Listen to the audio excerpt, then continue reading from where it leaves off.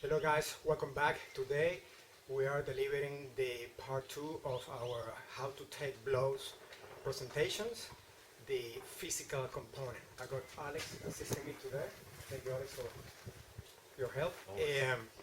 So in the first part we discussed the psychological component, which is our first layer or first line of defense and arguably the most important one.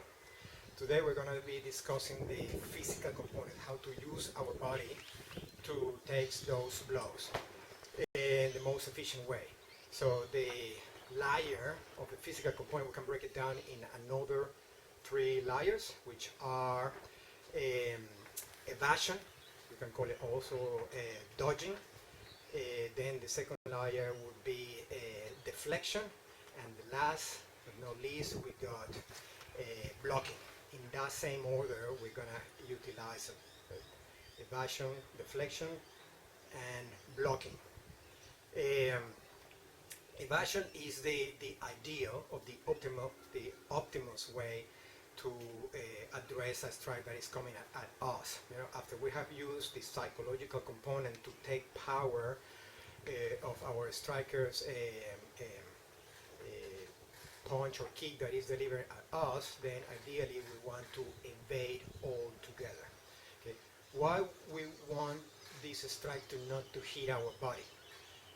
The strikes carries kinetic energy that if it lands on our body can potentially cause harm. The analogy that I like to use to explain this is that of ballistics. If we have, for example, a 9x19 millimeter round which travels between 1,000 and 1,200 feet per second, these are approximate because I don't want, you know, the firearms fanatics to be, you know, addressing me. That's not the speed. These are approximate. Those speeds changes according to the manufacturers of the ammunition, air temperature, air speed, humidity, you name it. So that's where we have ranges.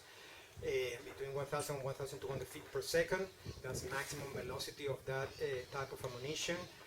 But it all starts from velocity 0. When that round is inside the chamber of the pistol, the bullet has 0 speed. When it comes out of the barrel, then it starts gaining velocity. I explained that in the first part, similar with your strike, start gaining velocity, which is maximum velocity, which on a 9mm round, the effective range is between 50 to 100 yards, which is maximum velocity, which causes maximum impact, maximum kinetic energy transferred from that bullet into the target, therefore maximum penetration. And then after that distance, start losing velocity.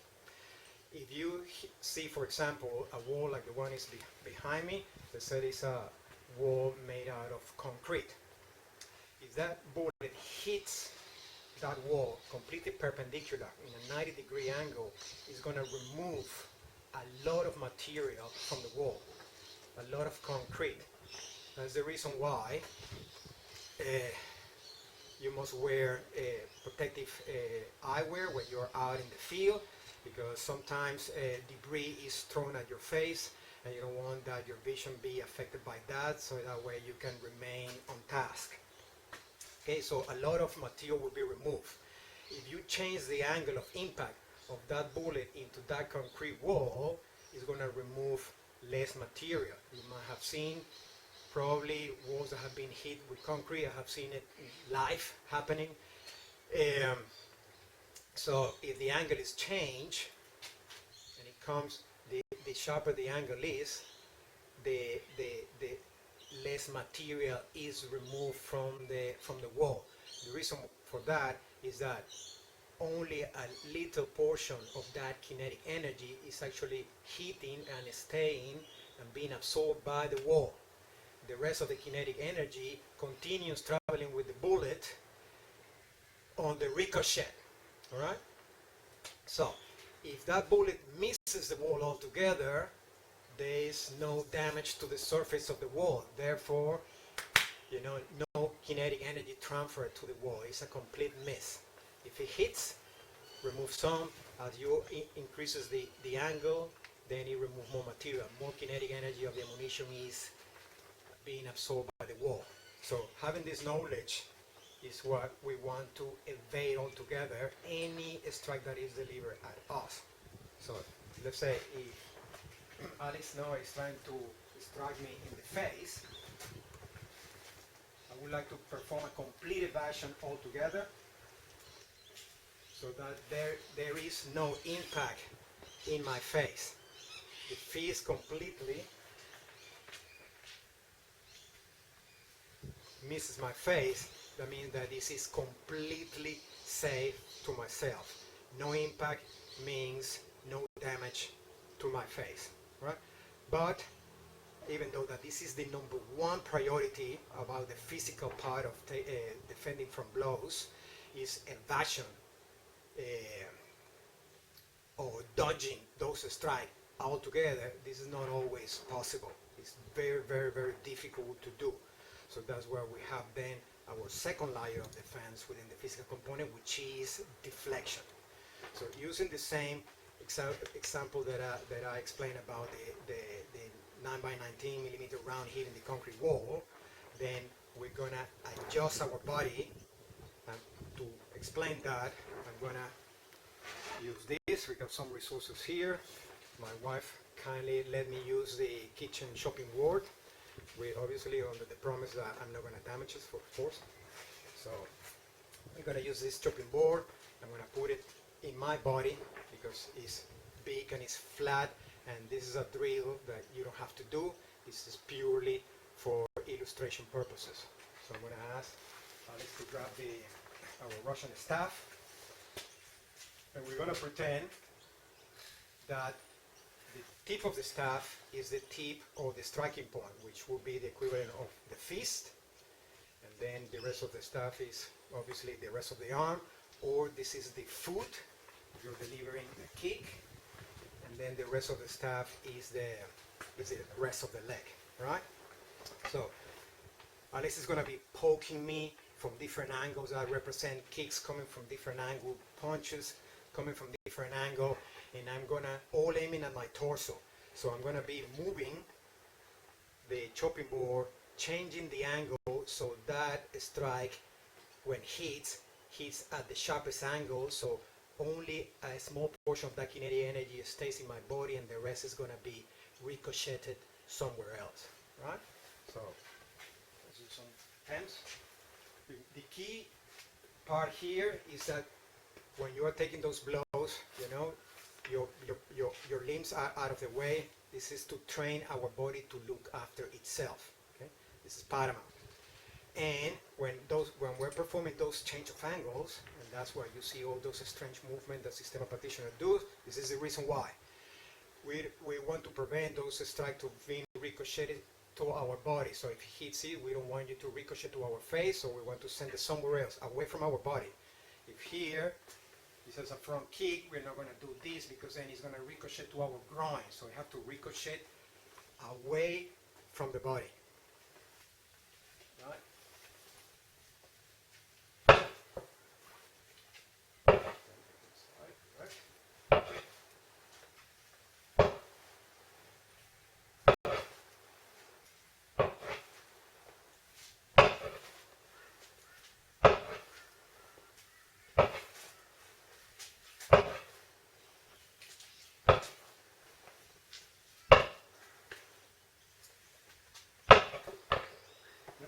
We can do this as well if the strikes are coming towards the face. So I move the board towards my face now.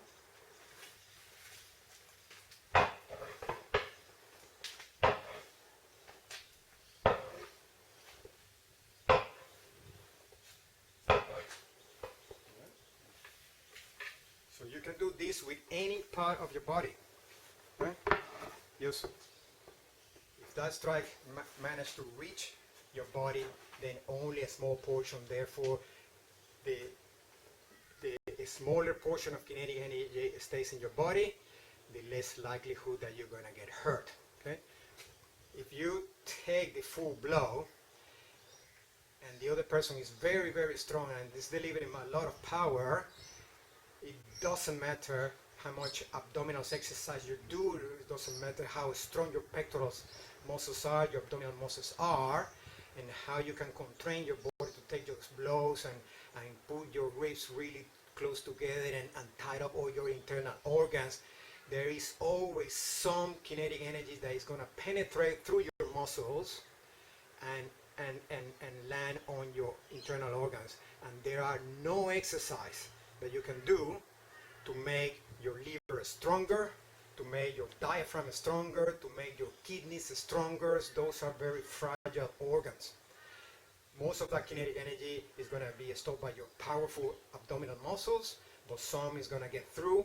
And when you see broken ribs or worse off, you see liver damage, diaphragm damage, lung damage, kidney damage, and there's nothing that you can do about it. So the less you take, your chances of being not harmed increases exponentially. Right? So then you do that. Now we use the board as a demonstration and the stick. Now how does that look without the board? Because the board is rigid, but one thing that the body can do is that the board cannot do, which is to flex as well. And the idea for that is that when those strikes are coming, you have to feel from the striker point of view that his fist is being catched and gently diverted somewhere else. So it will be something like this.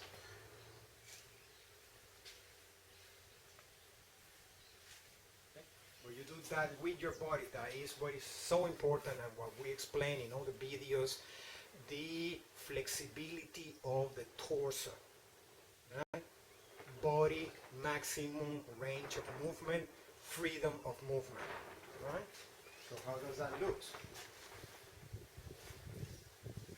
Okay.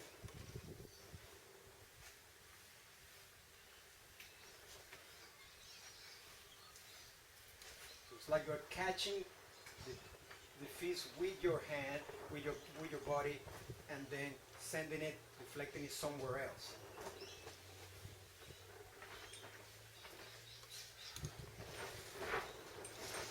You do this in any part of your breathing cycle. How does it look with the head if those strikes coming at our face? We're going to move the face out of the way, remember, protecting the throat with the jaw, exposing the forehead, reducing the exposure of the face. When those strike, slightly after our first line of defense, just moving slightly the targets out of the way. You move the neck and you move it like if you are trying to look behind you over your shoulder, down there, okay? To protect the integrity of the neck.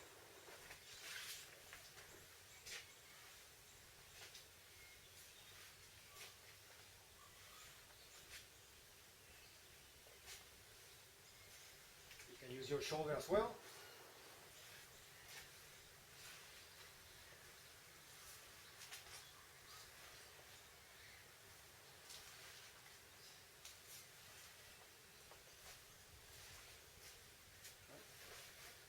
That way you minimize the impact that your body, in this case the face, is taking. All right? Now, what is the last line of defense if that is not possible? You were distracted, you were caught by surprise, and that strike, is at you. Then we use the last one, which is blocking, and we use that as a tool of last resort, because when you're blocking, as I explained in the first part, you're taking the full kinetic energy that strike is bringing into, in this case, your limbs. Could be your legs, could be your arms, all right? And we're going to use a baseball bat as an extreme example, because it could be a powerful kick. If you're dealing, for example, for a person that is training Muay Thai have very powerful round kicks that people train kicking palm trees in their backyard. So, you don't want to deal with one of those kicks with your arm. As I explained in all the videos, the legs are between 2 and 2.5 times bigger than the arm. That means 2.5 times more muscle, more bones. The arm is not able to withstand that.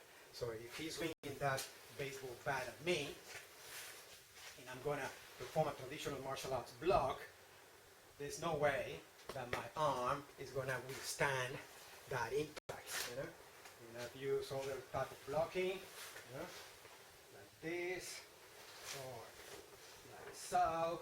You know, there's no competition, right? So the arm is going to fail, and you're going to be not only in pain, but also with one less tool to use. Your arm will be out of combat. Okay? That is the stupidest way that you can take a blow. And sadly, as we see in other combat system and in most traditional martial arts, that is the one and only way to defend yourself from strikes coming at you, which is the very one that we put at the end of the list. So we got our psychological component, deception, then we got evasion, and then we got deflection, and at the very bottom, as a tool of last resort, we use blocking, because it's better to block than to do nothing at all and take that complete blow